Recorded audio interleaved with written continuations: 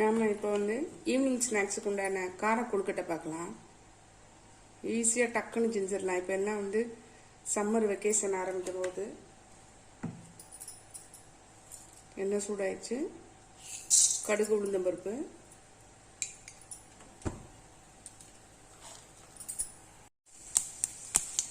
கடலைப்பருப்பு,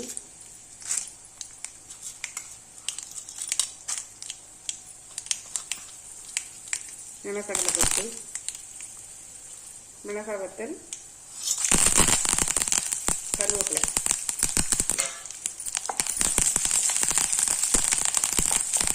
இதுலேயே கொஞ்சம் பெருங்காயம் போட்டுக்கலாம்.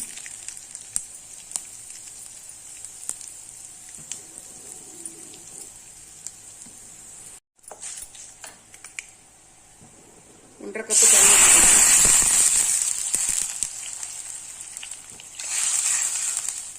தேங்காய் துருவல் சேர்த்துடலாம்.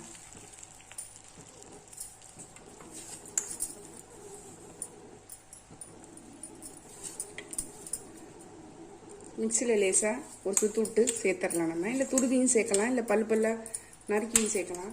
உப்பு சேர்த்துக்கலாம்.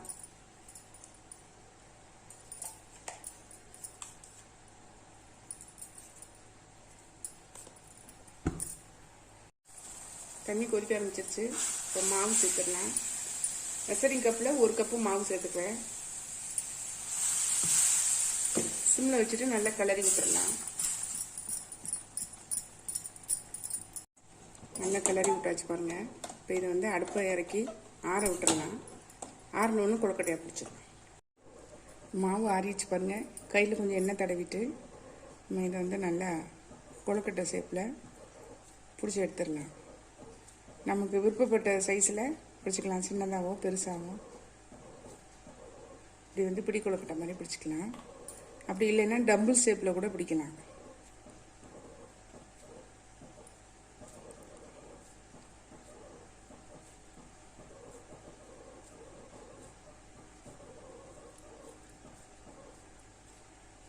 இந்த மாதிரி கூட நம்ம பிடிச்சி எடுத்துக்கலாம். இந்த மாதிரி எல்லாத்தையும் பிடிச்சிட்டு நான் உங்களுக்கு காமிக்கிறேன். இட்லி பாத்திரத்தில் தண்ணி கொதிச்சிட்ருக்கு. நம்ம இப்போ இதை எல்லாத்தையும் பிடிச்சாச்சு. உள்ளே வச்சிடலாம். சில இது வந்து கொழுக்கட்டை மாதிரி பிடிச்சிருக்கேன், சில இது வந்து இந்த டம்பிள் ஷேப்பில் பிடிச்சிருக்கேன். இப்போ வந்து மூடி ஒரு 10 நிமிஷம் வேக விட்டுடலாம். 10 நிமிஷம் கூட தேவைப்படாது. 5லேருந்து 7 நிமிஷம் வெந்தால் கூட போதும். ஏற்கனவே வெந்த மாவு தான், டக்குன்னு ரெடி ஆயிடும். நம்மளுடைய கொழுக்கட்டை பாருங்கள், சூப்பராக ரெடி ஆயிடுச்சு. செம்ம டேஸ்ட்.